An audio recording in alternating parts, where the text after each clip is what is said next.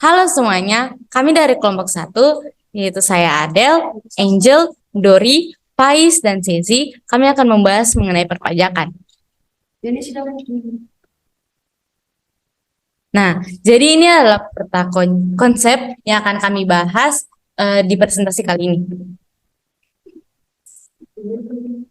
Jadi, apa itu pajak? Nah, pajak adalah iuran masyarakat kepada negara oleh yang wajib membayarnya menurut peraturan-peraturan umum atau undang-undang. Yang dananya nih akan digunakan untuk membiayai pengeluaran-pengeluaran umum. Ini juga tercantum pada Undang-Undang Nomor 28 Tahun 2007 yang menyatakan pajak adalah kontribusi wajib kepada negara yang terutang oleh orang pribadi atau badan yang bersifat memaksa berdasarkan undang-undang dengan tidak mendapatkan imbalan secara langsung dan digunakan untuk keperluan negara bagi sebesar-besarnya kemakmuran rakyat. Nah, dari definisi ini, pajak mempunyai ciri-ciri. Jadi, ciri-ciri pajak yang pertama adalah iuran wajib yang dibayar oleh wajib pajak pada negara. Jadi, wajib pajak ini adalah orang yang membayar pajak. Kemudian yang kedua, pembayaran yang didasarkan pada norma-norma hukum. Yang ketiga, sumber pembiayaan pengeluaran kolegatif. Jadi pengeluaran kolegatif ini pengeluaran barang atau jasa yang tidak ada jumlahnya. Jadi ini didasarkan untuk kepentingan bersama, seperti kayak jasa TNI dan Polri atau fasilitas-fasilitas lainnya. Kemudian sarana untuk meningkatkan kesejahteraan umum. Nah, ini bisa dari kesejahteraan umum dari pajak ini akan dipakai untuk APBN. Ya, APBN ini bisa digunakan untuk membangun fasilitas-fasilitas. Dan terakhir, balas jasa yang tidak diberikan secara langsung. Nah, ini mirip pada poin keempat untuk kesejahteraan umum. Namun, ini yang dimaksud dalam balas jasa yang tidak diberikan secara langsung, itu contohnya seperti bansos yang diberikan kepada sekolah dan dari pihak sekolah memberikan fasilitas. Itu termasuk balas jasa yang secara tidak langsung.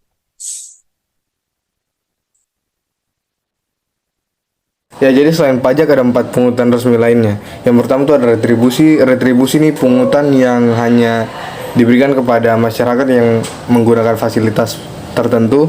Kemudian ada cukai. Cukai ini pungutan yang diberikan kepada masyarakat yang memiliki barang-barang tertentu. Barang-barangnya biasanya yang harus diawasi peredarannya, seperti itulah. Kemudian ada bea. Bea itu pungutan kepada barang-barang impor yang masuk ke Indonesia. Kemudian terakhir ada sumbangan. Sumbangan ini iuran yang dilakukan pemerintah kepada golongan tertentu biasanya.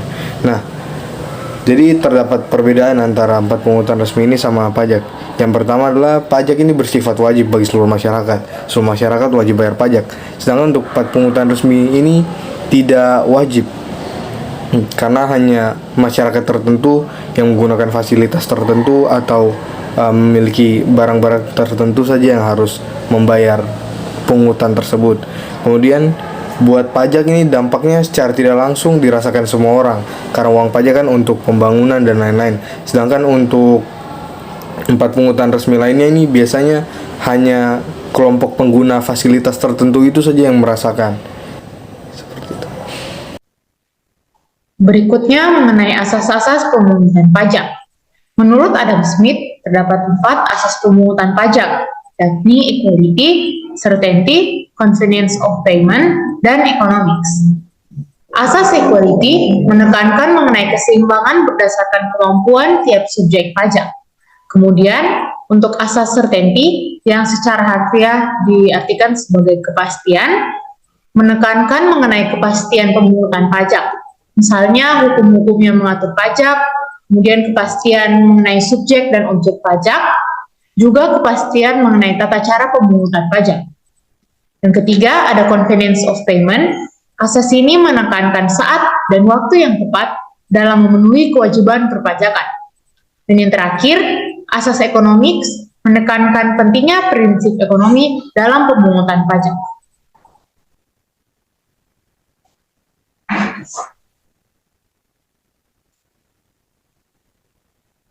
Selanjutnya adalah fungsi pajak. Nah, fungsi pajak ini terbagi menjadi 4. Yang pertama adalah fungsi budgeter, yaitu fungsi utama atau fungsi fiskal, yaitu salah satu fungsi pajak, di mana pajak digunakan sebagai alat untuk memasukkan dana secara optimal ke kas negara berdasarkan undang-undang perpajakan yang berlaku. Nah, selanjutnya adalah fungsi alat pengatur atau reguleran. Nah, jadi melalui kebijakan pajak dapat membantu pemerintah dalam mengatur pertumbuhan ekonomi, yang mana pajak ini diharapkan dapat digunakan sebagai alat untuk mencapai sebuah tujuan. Selanjutnya adalah fungsi alat penjaga stabilitas. Artinya dengan adanya pajak, pemerintah memiliki dana untuk menjalankan kebijakan yang berhubungan dengan stabilitas harga, sehingga mereka dapat mengontrol tingkat inflasi yang terjadi di negara.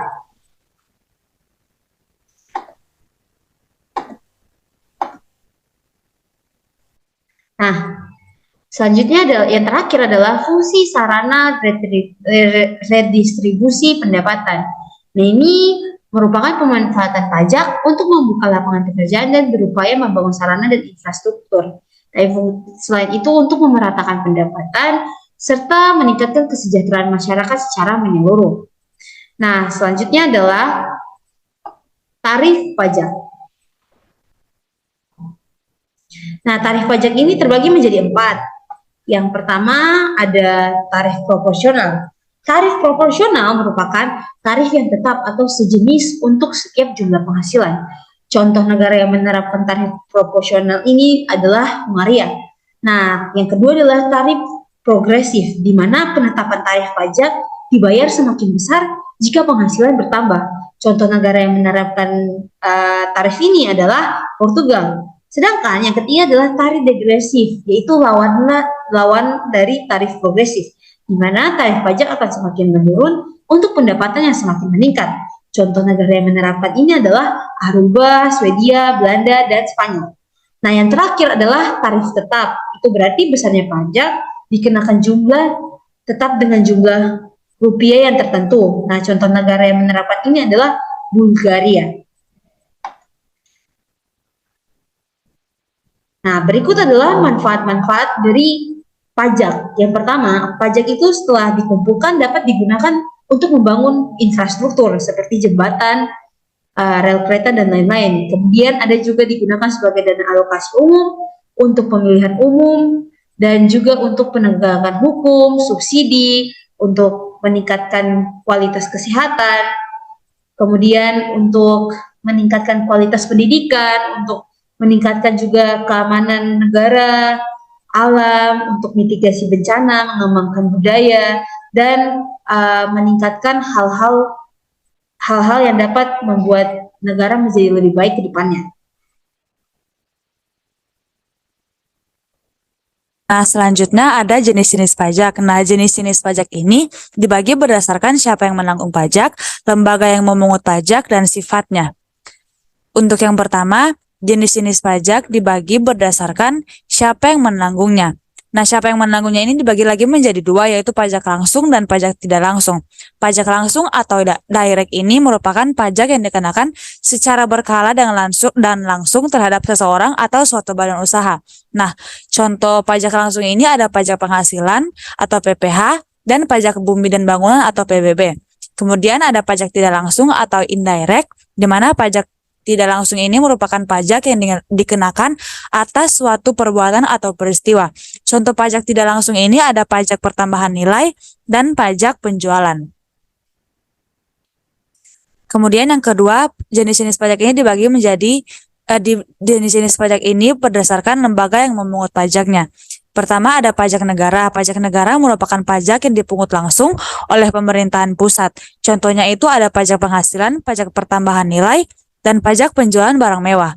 Nah, kemudian yang kedua ada pajak daerah, di mana pajak daerah ini dipungut langsung oleh pemerintah daerah, yaitu provinsi ataupun kabupaten kota. Contoh pajak yang dipungut oleh daerah ada pajak pertambahan nilai dan pajak penjualan.